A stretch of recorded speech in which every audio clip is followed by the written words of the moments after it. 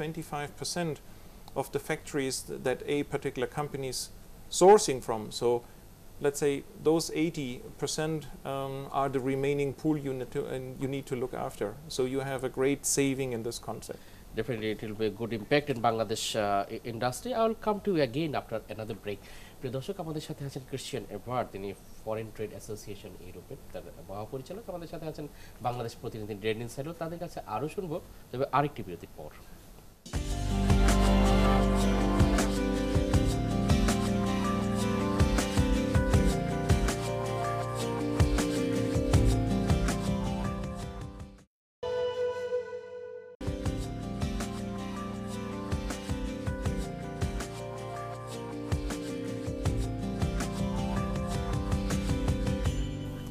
প্রিয় দর্শক, ফিরে এলাম অর্থ সংলাপে, ফিরে এলাম ইউতে বাংলাদেশের বাণিজ্য নিয়ে সংলাপে, যেখানে কমপ্লায়েন্স আছে, যেখানে ভবিষ্যতের বাংলাদেশের কি হতে পারে সেটা নিয়েও অবজারভেশন আছে। কারণ আমাদের সাথে আছেন FTA foreign trade association of Europe, তার মহাপরিচালক জনাব ক্রিশ্চিয়ান এভার্ড, এবং সাথে আছেন বাংলাদেশ প্রতিনিধি Daniel সাইডল।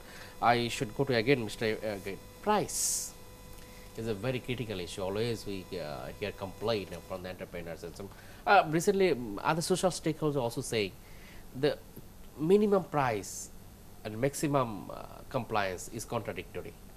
Price is a very big barrier for having compliance. Do you think so? Yes and no. Generally my observation, and I'm over the last 15 years in the compliance business, is you need to look at how compliant or non-compliant a producer is today. If you basically meet the requirements of your legal framework, of your labor law, you should really not have any additional cost other than really going through an audit. If you happen to be an entrepreneur that has somehow missed to pay the right sort of minimum compensation or the overtime rates at the appropriate premiums, then you will have an extra expense, although this really has nothing to do with the compliance aspect itself, but you have had underpaid in the past, and then the expense will be higher. Daniel, I think you met many friends who also complained to you the minimum price, no pricing. What is your observation? What is your suggestion to your friends? How can they develop them to get better price? Well, you see, we are always talking about productivity and being efficient. And in the long run, if I would be a brand, I would ask myself the question, do I pay a price per piece, like for a shirt or for a pants, or do I pay a price for the time I'm engaging a factory? And the more the process is optimized in the factory, the more compliant I am, the more my output will be, the more efficient I will be. And I think in the future, Kazi, you will not ask anymore price per piece, you will say per minute. How much time do I engage a factory and what is their output per minute? And according to that, the factories who comply with the standards and are efficient will have good earnings and the others won't. And here is the big question for me. Where will be Bangladesh? Will it be a sourcing hub for Europe and US and people who want compliant goods? Then I need to be compliant, or will I just try to be cheap and might become the sweatshop for India and China? I should come to Evard. Christian, another critical issue, FTA. Is a different FTA, foreign trade, free trade agreement.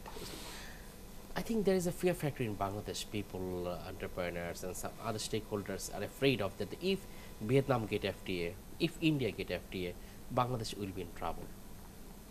What is your observation? Well, you may have heard that the sort of the general negotiations for a free trade agreement between the European Commission and Vietnam have been concluded. We were, as the FTA, very actively involved in those negotiations, trying to make sure that the interests of our members are being observed, and there is one aspect we are not very happy about, and this is the complexity about the rules of origin. And I think this is something that will make it very hard for exporters and importers alike. When you look at India, yes, there have been initial talks regarding a free trade agreement, but I think currently the sort of government of Mr. Modi, I think, is very busy on many fronts. issues, yeah. As such, I do not see a short-term sort of progress with the FTA. We would like to see it, but I think at the moment we will have to need and wait. On the other side, when you look at an FTA, it's very often a two-way street. And when I look at the current development of Bangladesh, when I look at the development, when I look at the success case of Bangladesh, and let me just take the opportunity to show we published our first FTA focus on Bangladesh, raising the question whether it is a success story, which we clearly support. I believe the numbers, the export growth, the reduction in poverty really speak for itself. How you have been progressed, and if I just listen to our buyers and to our members, I see the growth continue and reaching the numbers that we mentioned before, somewhere between 40-50 billion US in terms of revenue for the RMG sector by the end of 2020. Fantastic. I think you're very optimistic about Bangladesh, and I should congratulate you, and I got to thank you for that. In a very short time, you have taken us to many issues and very clearly. Thank you, Mr. Evert, and thank you, Mr. Daniel, for attending us. Thank you. Thank you.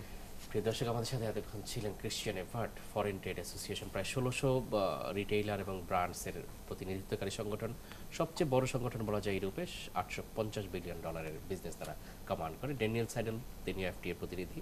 তারা যেভাবে বাংলাদেশকে দেখলেন, আমাদের ভয়ের তেমন কারণ নেই, আমাদের প্রচুর সম্ভাবনা আছে, তবে কেয়ারফুল হতে হবে এবং সেটা সাস্টেনেবল এবং টেকসই বিজনেস করার জন্যই এগিয়ে যেতে হবে, এটাই তাদের সাজেশন। আমরা আশাবাদী হব, আমরা ক্রিশ্চিয়ানকে পেয়ে খুবই আশাবাদী হওয়ার অনেক কারণও খুঁজে পেলাম, আশাবাদী থাকবো, এই প্রত্যাশা রেখে আজ শেষ করলাম। আপনাদের সবাইকে অনেক অনেক ধন্যবাদ।